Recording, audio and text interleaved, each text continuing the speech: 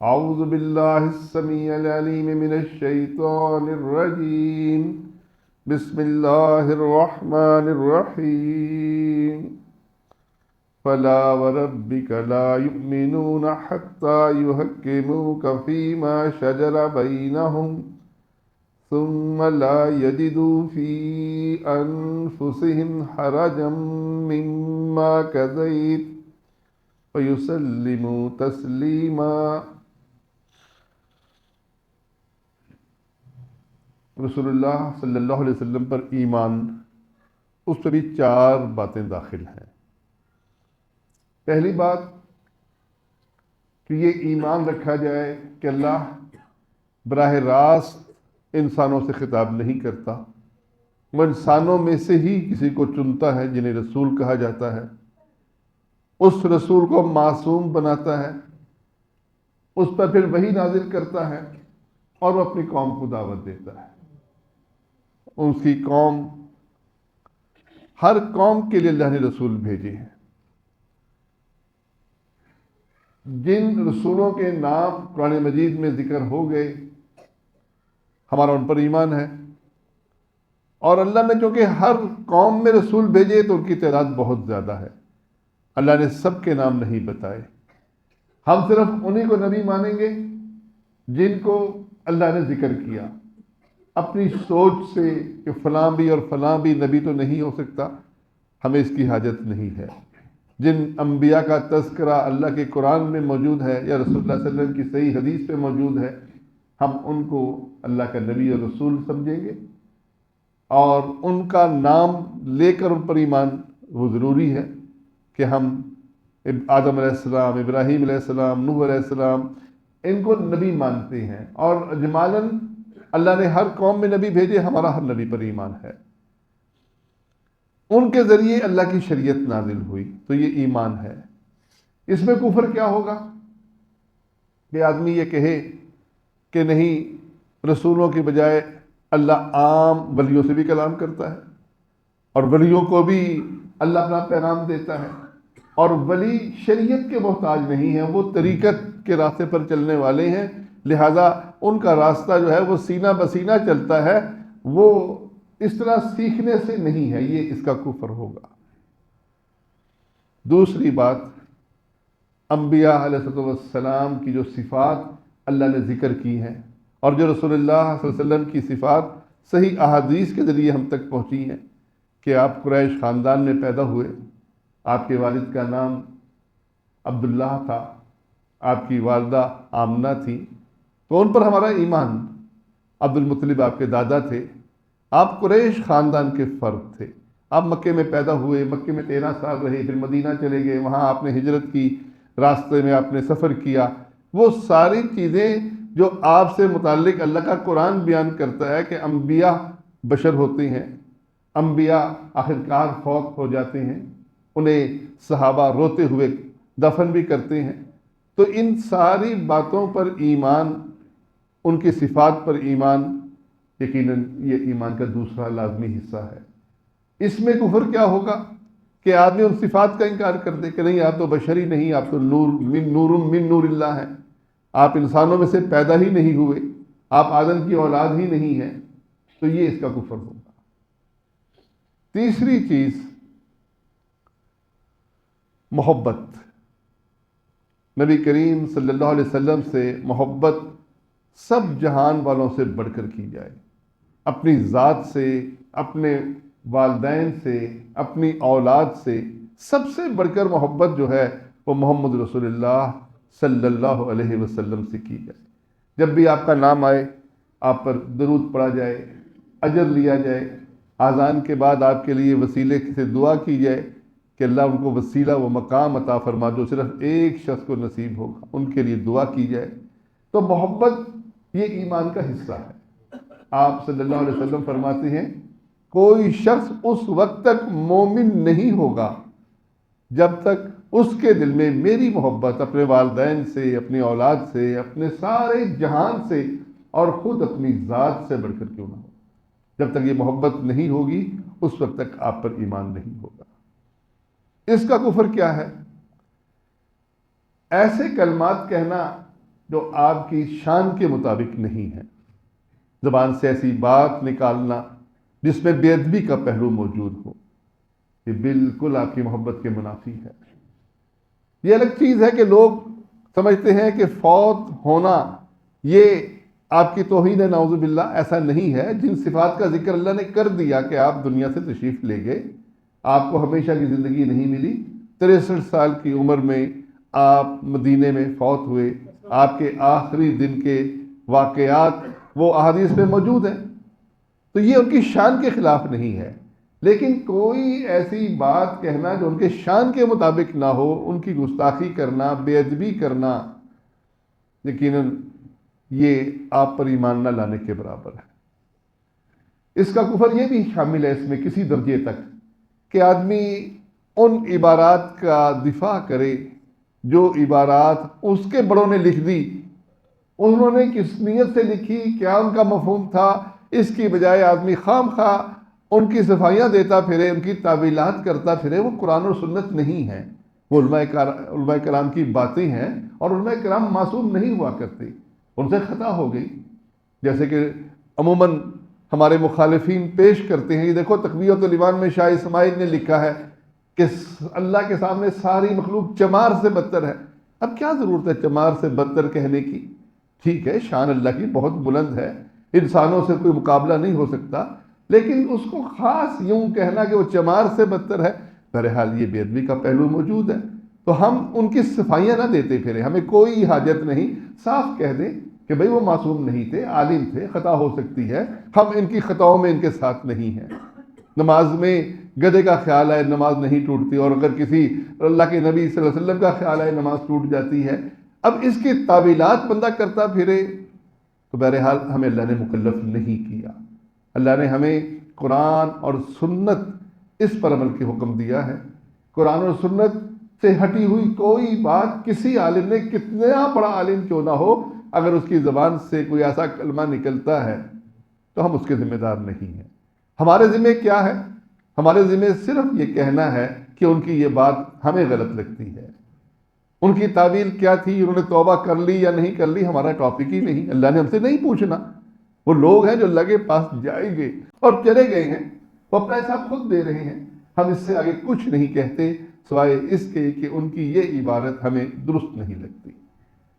وہ 3 باتیں، سب سے پہلے کہ اللہ ان کے ذریعے انسانوں سے کلام کرتا ہے، دوسری بات کہ ان کی جو صفات بیان ہوئی ہیں قرآن اور سنت میں، اور تیسری بات ان سے محبت، اور چوتھی بات ان کی غیر مشروط اطاعت، کیونکہ اصل اطاعت تو اللہ کی ہے، لیکن اللہ نے اپنا نمائندہ بنا کر بھیجا ہے اور ان کے بارے میں گارنٹی دی ہے کہ وہ کوئی بات ایسی نہیں کریں گے جو اللہ کو منظور نہیں ہے۔ ہر بات کی اللہ نے فرما دیا کہ وما ينطق عن الهوى، وہ اپنی خواہشات سے کلام نہیں کرتے، ہر بات وحی کے مطابق کرتے ہیں، تو ان کی اطاعت کرنی ہوگی۔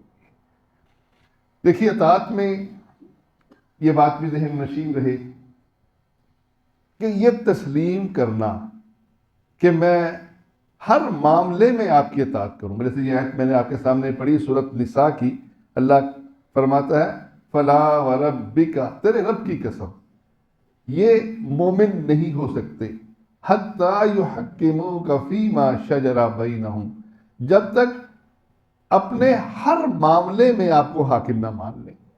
کسی ایک معاملے میں نہیں، نماز اور روزے کے معاملے میں صرف نہیں، بلکہ زندگی کے فیما شجر بینہم، ہر اختلافی بات میں، ہر مسئلے میں آپ کو اپنا حاکم نہ مانیں۔ ثم لا یجدوا فی انفسہم حرجا، پھر آپ کے فیصلوں پر دل میں تنگی بھی محسوس نہ کریں، انہیں یہ افسوس بھی نہ ہو کہ فیصلہ تو میں مانتا ہوں لیکن ہے میرے لیے بڑی بری بات اور میرے لیے بڑا ہی مشکل ہے اس کو ہضم کرنا، نہیں۔ وَيُسَلِّمُوا تَسْلِيمًا، سر تسلیم خم کر دیں ہر معاملے میں۔ تو یہ رسول اللہ صلی اللہ علیہ وسلم کا اور ہر نبی کا اپنے دور کی امت کے لیے ان کا حق ہے، ان پر ایمان کا حصہ ہے۔ اس معاملے میں ہم انتہائی کمزور ہیں۔ محبت یقیناً سب کو ہے، رسول بھی سب مانتے ہیں، طریقت کے راستوں سے بھی بچے ہوئے ہیں، لیکن اطاعت کا پہلو اتنا کمزور ہے کہ عملاً ہم نے رسول اللہ صلی اللہ علیہ وسلم کو مسجد کا امام بنا دیا، چند عبادات کا امام بنا دیا۔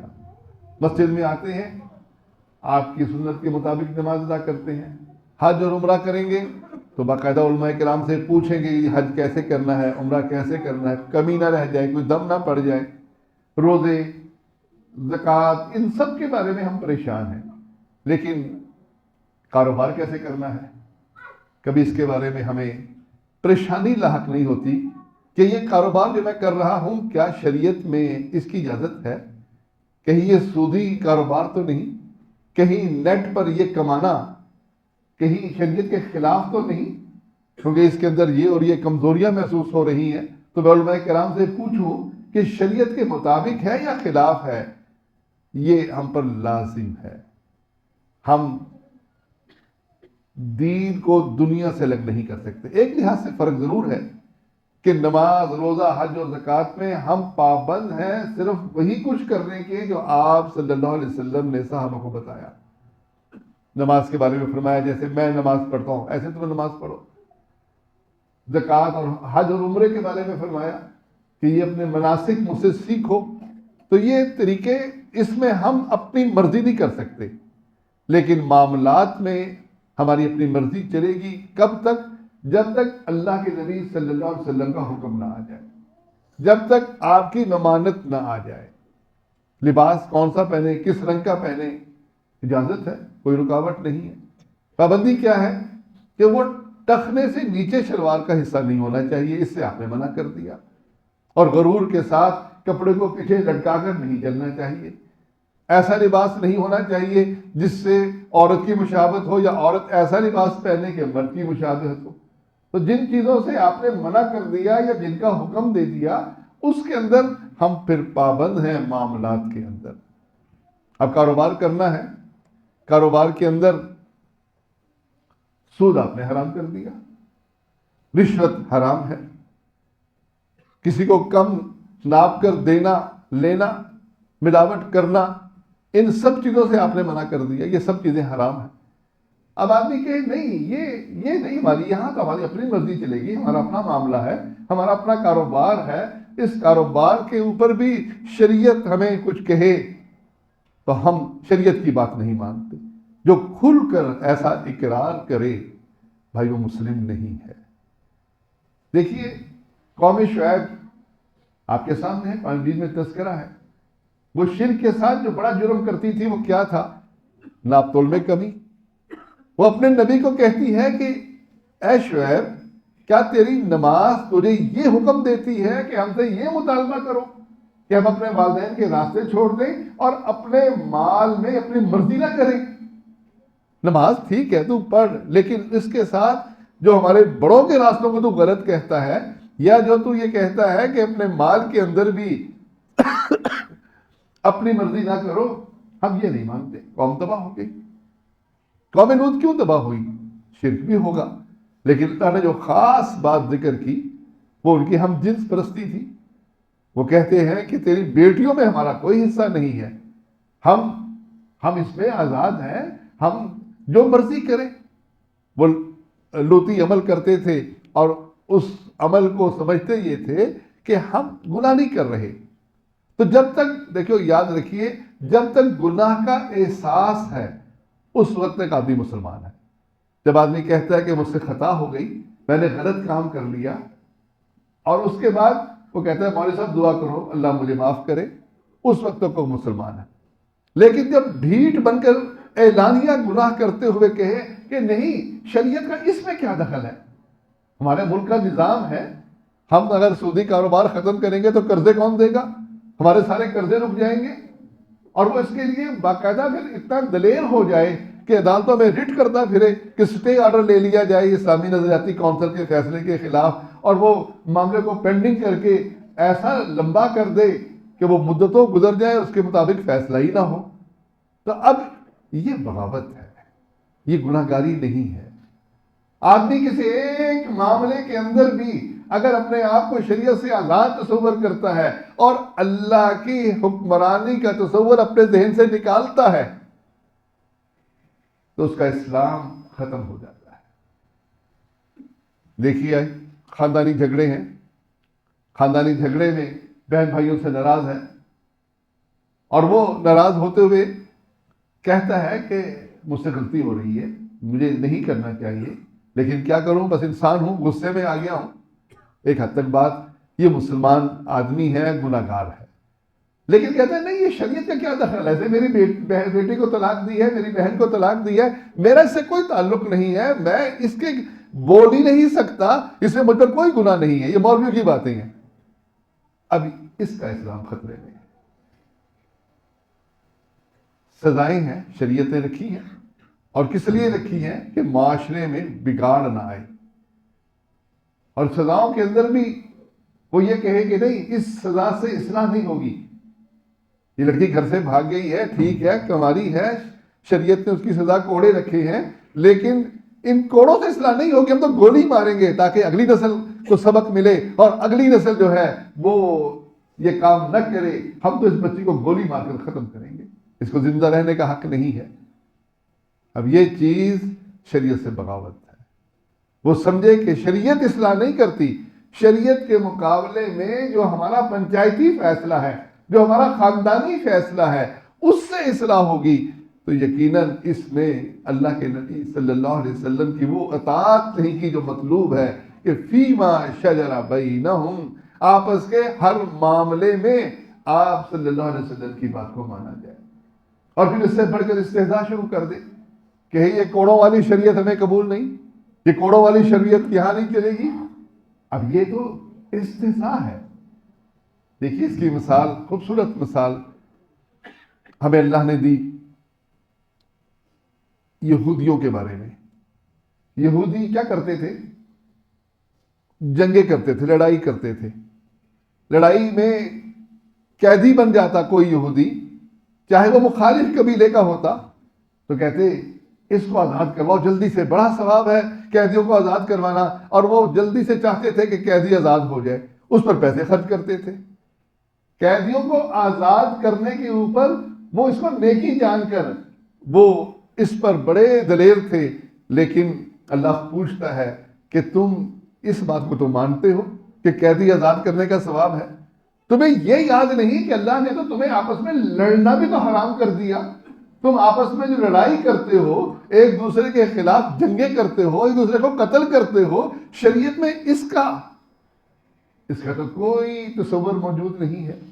اللہ پوچھتا ہے فَتُؤْمِنُونَ بِبَعْضِ الْكِتَابِ، تم اللہ کے بعض احکامات میں بڑے پکے ہو اور بعض احکامات کا انکار کرتے ہو۔ تم میں جو شخص یہ کام کرے گا، دنیا میں اللہ اس کو رسوا کرے گا، اور آخرت میں دردناک عذاب اس کے لیے ہوگا۔ اب اللہ نے سورۃ بقرہ میں تذکرہ کیا اس بات کا۔ اب یہ ہمارے لیے سبق ہے کہ یہ مغضوب لوگوں کا راستہ ہے کہ وہ شریعت کے حصے کر لیتے تھے، جو شریعت پسند آ جائے اس کو خوب عمل کرتے تھے، نماز پڑھتے ہیں، چلا لگ رہا ہے، لیکن اس کے اندر، معاشرے کے اندر گناہ بھی ایسے ہو رہے ہیں کہ ان کو احساس تک نہیں ہے، اور علماء کرام روکتے بھی نہیں ہیں۔ یعنی وہ منشیات بیچیں، انہیں یہ کوئی عیب نہیں نظر آتا، ان کے 40 دن کا چلا لگایا، نمازیں 5 وقت کی مسجد میں پڑھی، اور ساتھ منشیات بھی بیچ لی، ساتھ ملاوٹ بھی کر لی، ساتھ ہم جنس پرستی بھی ان کے اندر آ گئی۔ اب یہ سب چیزیں ان کے اندر موجود ہیں، اور وہ اس پر شرمندہ بھی نہ ہو، اس کے بارے میں کوئی خطاب ہی نہ ہو، لوگوں کو درس ہی نہ دیا جا رہا ہو کہ دیکھو یہ گناہ کے کام ہے، تو اس میں علماء کی بھی بہت بڑی ذمہ داری ہے۔ اس لیے بھائیوں، یہ 4 باتیں اچھی طرح سمجھ لیجیے۔ جو شخص نبی پر ایمان لانا چاہتا ہے، اس کو سب سے پہلے ماننا ہوگا کہ شریعت پوری دنیا کے انسانوں کے لیے ہے، اس میں کوئی استثناء نہیں ہے کسی کا۔ دوسری بات، ان کی جو صفات ہیں ان صفات پر ایمان لانا ہوگا۔ تیسری چیز، ان سے محبت کرنی ہوگی، محبت کا اظہار کرنا ہوگا، اور کسی نے ان کے بارے میں کوئی ایسا نازیبا لفظ لکھ دیا جو ذہن مانتا ہے کہ ہاں بات تو غلط لکھی ہے، اس کی ہمیں تعویل کرنے کی حاجت نہیں۔ اور چوتھی بات، ان کی شریعت کا کوئی تقسیم کرنا، کہ وہ یہ کام میں کر لوں اور یہ کام میں چھوڑ دوں اور چھوڑنے والے کام کو وہ گناہ بھی نہ سمجھے، تو یقیناً اس کا نبیوں پر ایمان نہیں ہے۔ تو ہمارا فرض بنتا ہے کہ ہم اللہ پر ایمان لانے کی جو 4 باتیں ہم نے سیکھی تھی وہ بھی دہرا لیتے ہیں۔ اللہ کے وجود پر ایمان، اس کی ربوبیت پر ایمان، اس کی الوہیت پر ایمان اور اس کے اسماء و صفات پر ایمان۔ یہ اللہ پر ایمان کے 4 پوائنٹ ہیں، اور یہ رسول پر ایمان، نبی پر ایمان لانے کے 4 پوائنٹ ہیں۔ تو یہ چیزیں جب تک ایمانیات کا یہ چیپٹر ہم اچھی طرح تیار نہیں کریں گے، ہم مومن نہیں بن سکتے۔ اور ایمان شرط ہے نجات کے لیے۔ اگر ہم جنت میں جانا چاہتے ہیں تو سب سے پہلے ایمان کا چیپٹر وہ مضبوط کرنا ہوگا، اس کے لیے محنت کرنی ہوگی۔ اللہ مجھے اور آپ کو عمل کی توفیق دے، اور ہم دین کی ان بنیادی باتوں پر ایسا ایمان لائیں جیسا کہ ایمان لانے کا حق ہے۔ پھر اللہ ہمیں عمل صالح کی توفیق عطا فرمائے جو ایمان میں داخل ہے۔ اللہ مجھے اور آپ کو جہنم کے عذاب سے محفوظ رکھ کر جنت الفردوس میں داخل کرے، آمین یا رب۔